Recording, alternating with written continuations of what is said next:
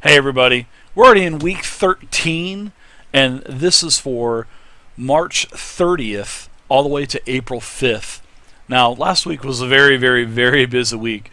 That last week was the first time that we had 4 games in one week in probably about a month to a month and a half. And it felt really good, although it was very tiring to get everything set up that way. it was so worth it. So, sorry about the weekly video not being out yesterday. I was basically recuperating from last week, and I actually slept rather late. Slept through my alarm, turned my alarm off, and just said to hell with it. I need to get some rest today, and pretty much did the same thing today. So that's why the weekly video is coming out a little bit late. A lot of things have been happening, guys. Transitioning the old games to the new games. Gonna have another couple announcements here just a couple minutes for you guys. But it was a lot of work getting all of the character sheets transitioned to the new ones with the new templates, the new spell templates, getting all of the players acclimated with those. And we still have some work to do getting people familiar with the new sheets. But as we saw last week, it does speed up the game, and I'm very happy that the time was invested into getting it set up that way, and I also appreciate the players that also helped me out to get that done. So, like I said, I'm sorry about the video not being out yesterday, but I was just super tired. Okay, so what's going on this week, guys? I got a real quick t-shirt update for you. I can have a t-shirt made through Twitch because the channel is partnered, so I am able to have a t-shirt. So what that means is within the next couple weeks, I'm going to be going over all of the ideas that I have, and I've also gotten several ideas from the players and also the community as well. So if you have any ideas for a t-shirt, please feel free to contact me. Leave a comment down here below. I always read the comments here on YouTube. And also, if you're an artist and if you want to possibly design a table-topping logo, please feel free to submit it. It doesn't have to be perfect. It can just be a black and white sketch with colors, with lines saying this will be blue, this will be red. It doesn't matter. I'm not, guys, I want to see what the community can do. If it's a picture of my face or a picture of dice or table topping exploding, I would love to see it. So if you have any ideas whatsoever, let's see them. And, whoever I choose I'll take care of you. I'll maybe give you some 5e stuff or something for coming up with such a great logo idea. And if it comes into fruition, I'll hook you up with some cool swag. So I think that's only fair, So that gives everybody a little bit more incentive and a little bit more motivation to, as a community, let's come up with a good logo a new logo for the website.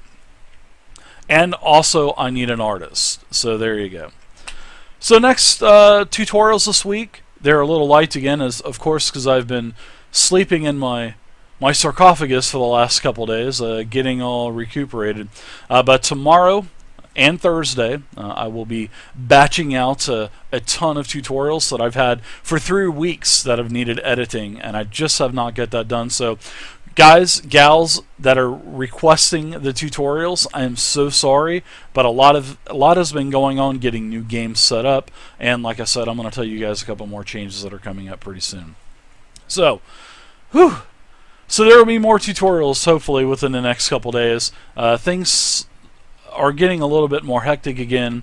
For the recaps last week, we had 13th Age on Thursday, and it was a very fun time. The group was basically scouting out this temple and finished off the living dungeon that they had found. They found a lot of loot in there. I mean, it was just covered. They also lost a lot of items, armor, and weapons were destroyed because of rust monsters. And also Killian's unfortunate loot. He lost his magical bone armor. Man, that was really bad. So they found this temple, and then they also were scouting around the temple. And as they were looking over the mountain range that they were actually supposed to be mapping in the first place, they saw that down on the other side of this mountain range, on a shallow beach, there was a massive orc army that was gathering on the island of Omen. They could tell that these orcs were from the orc lord himself. Ships, even Captain Tom saw his ship, the flagship of the Armada, the Emerald Queen, seen that ship down there, being fitted to fit in the orc navy. So the masts were chopped down, new masts were going up, new sails, a lot of modifications, rams being put on. The Proud Mary, Captain Nathaniel Tennille, Captain N. Tennille, his ship was also captured. And with the help of Captain Tom's spyglass, he could see that there were several of his ship and crewmen left, including Crispy Pete, the one that he, basically left his ship and the whole armada in charge of. So next week, like I said, I'll talk to you guys in just a second about some other announcements. So that was the 13th Age game. The next game will be the finale. And then we will be moving on to Dungeons & Dragons 5th Edition and playing Prince of the Apocalypse on Thursday until Captain Tom gets back, and then we will continue with our 13th Age campaign. Now, Friday, another great night for Horde of the Dragon Queen. The group with their new wizard partner, Kara, they basically went through the final portions of this underground labyrinth at Castle Naratar. And they found Splattergoo, the king of the bullywugs. Splattergoo was no wuss. He basically almost took the whole party out with a fireball. Yes, I modified Splattergoo. I just felt that he was too weak in the campaign. So I kind of gave him a bunch of other stuff, higher level magic missiles, made it more interesting for the party. I really thought the encounter went good. Of course, Misty was throwing fireballs. It is so good. I like the new spell point system. I think the players like the new spell point system. It gives them more possibilities to cast higher level spells instead of the original spell slot system per day. So that encounter went great. They found a handout with a password. They found the portal. They went through the portal, and they ended up here in the Grey Peak Mountains. So now the party, now that they're having to adjust to a new climate, they're up hundreds of thousands of feet in the mountains, and they're starting to get cold. So they're going to have to adapt to this environment. They're going to have to find some new clothing, and we're going to continue the adventure this Friday. Saturday we played Pathfinder. I really do enjoy Pathfinder. It's a great game, and we are doing the Emerald Spire. So the party is on level 3. They are dealing with these thugs or rogues that hang out in the Echo Wood. They're called the Splinters of the Echo Wood. Well, they have this entire level to themselves, and the party's done really well. They have a lot of this ceremonial garb and mask. I think they're going to take advantage of that this week. Supposedly, they found out that their leader, Terrace, has got an infatuation with old books, tombs, and whatnot. So they're trying to find this library. They're trying to find her, and there's a lot of other things that they're going to find out because now they're in a cavern. And there's lots of doors all around. So they have all these different ways that they can go. Great game. We have 3 new players in the game. We have Sandman. He's playing. He's taking over for Big Dirt the Daring. We also have Aberdeen, which is played by The Runs. He is taking over for Lad Dog, which is Warhuck. And then we have Ninja Guy, which is a new player for the group. We had 4, but I've increased the number to 5.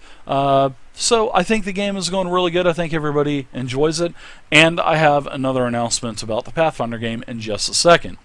Now finally, Sunday we started the D&D 5e game back up, the Orcus story. I really like this story. This is a 9-part story, starting with the Keep on the Shadowfell, all the way up to, the last final epic showdown with Orcus. I really enjoy this. This campaign is going to take our party from level 1 to level 20. And we just started part 2. Well, we actually kind of rewound a little bit, and we went and had a nice a nice plot that built up to the big battle with Calorel at the end. They were able to defeat Calorel, also with a skill challenge. Very, very, very beginning skill challenge. I didn't want it to be too complex, so I am going to be incorporating skill challenges in the 5th edition because that gives a great possibility for role play in D&D 5e. And I'm going to be doing more things too with the the skill checks, and seeing that we have 5 people in the group, the majority fails or is successful. So if you have 5 people, 3 people, they have a successful check. Successful. So we can do skill challenges different ways. If we want a fast skill challenge, I'll just do like a full skill check. Or if I want something more complex, like I had shown them, just a very basic one for closing the portal, then we will go ahead and use, everyone will contribute separately. I thought the game went great. The RP was fantastic. We added 2 new players. We added Fang's Delight, and we also added Quillen, which I think they were a little bit nervous, which is to be expected. But they did a great job. Even casting Grease, minor illusions. I really enjoyed having them. And we'll get the technical difficulties with the players. A couple players had camera issues. But hey, guys, it was the first game back. It was great. They defeated Calorel. They got the Shadowfell portal closed. This massive army of undead, gargoyles, golems were almost to the portal as it collapsed. They went back to Winterhaven, Padraig, with the alliance of the dwarves of Hammerfast, and also from the men and elves and halflings of Fallcrest, united, defeated the first small army that came through the portal. Life is good now in the Nenterville. But they have this slavery issue that they have to deal with. We'll continue next week. Now, what's going to happen this week, guys? Well, first off, Wednesday Fireside Chat, we're going to be talking about Dungeons & Dragons 5th edition. A lot of optional rules we're going to be going over again. I'm really liking the optional rules, and I want you guys to get involved too. If you guys have any questions at all, please hit the contact button. Also, ask me a question here. I'll answer your questions on Fireside Chat, because that's why I have the Fireside Chat. I enjoy spending the 4 to 5 hours with you guys. It gives me a chance to get away from Dungeon Mastering for a night, because when I'm DMing, I really cannot watch the chat the whole time. And I know you guys are asking questions, but unfortunately, I have to pay attention to my game, guys. So I know you guys realize that DMing is very important. That's why you're there. You're there to watch the game. So save your questions for Wednesday nights. I answer every single one. So like I said, post them here on the YouTube comments. Send them to my contacts. I'm always checking it. And I'll answer your questions. So I'm also thinking about answering questions from the comment section for the next week also. So what I could do is, if you miss the games, if you miss Fireside Chat, which I am highlighting now, then you can come to the next week and I'll have your question answered. And I'll do that at the end of the Fireside Chat. Well, at the end of the This Week video. So that's something that I've been contemplating on doing also. So that's going to be Wednesday. Thursday, we are not going to be having a game this week for 13th Age. The finale will be held off until next Thursday. Miss Scarlet Knits, one of my players, she had an unfortunate passing in her family, and she is not going to be available on Thursday. And I want her to be there. She's been there for every single game, and I don't want to have this finale without any players. I don't think it's right to the players. So we will not be having a 13th Age game this week. Also, we have lost Killian due to getting a great new job, and he's working tons of hours. So now, actually, in all reality, the 13th Age game is down 2 players for this week. So I just can't do it. So I'm making the decision to hold off until next week, which is fine. We've got plenty of time. We're not going to be losing Captain Ahab for another couple weeks anyway, because of the end of the semester. So like I said, next week, finale, big finale, and then we'll continue 13th Age again, probably in August or September, whenever Captain Ahab gets back acclimated, and then we'll probably pause. Like I said, we will be starting in a couple weeks character creation for D&D 5e, and we'll be playing the Prince of the Apocalypse campaign setting. Really looking forward to that. I've been reading the preview copy on that, and it is fantastic. I really think Sasquatch Games did a phenomenal job on writing that. Okay, so that's Thursday. Friday, D&D 5e. The party is now in Chapter 7 of Horde of the Dragon Queen. They are at the hunting lodge. Are they going to find resin? We'll see. There's quite a few things that they have to do at this hunting lodge. They'll find out. There's lots of fun things that could happen here.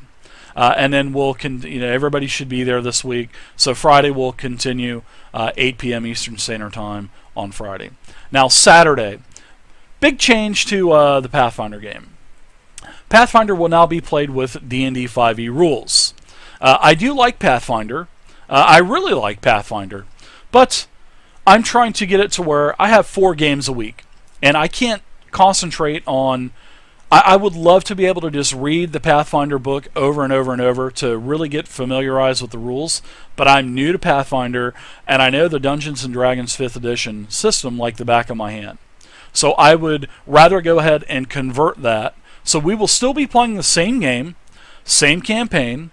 They're still in the same spot. They're still in the cavern, but we're going to be using Dungeons & Dragons 5th edition classes and mechanics and monsters. But other than that, we still are in the Inner Sea. So after we're done with the Emerald Spire, we will still continue to play D&D 5e in the Pathfinder Inner Sea setting. There's no rules saying that, oh, you can't play Pathfinder in a D&D world, or you can't play D&D in a Pathfinder world. I've seen it happen all the time. So we are going to do that here also on Saturdays. So it's going to be easier. It's going to be faster. There's going to be less rules looking up, and I'm really looking forward to it. So that's probably going to be a major portion of my week this week, converting all of our Pathfinder players to D&D 5e character sheets. So, hey, it'll be done next couple days. All right, so that leaves us with Saturday. It leaves us with Sunday.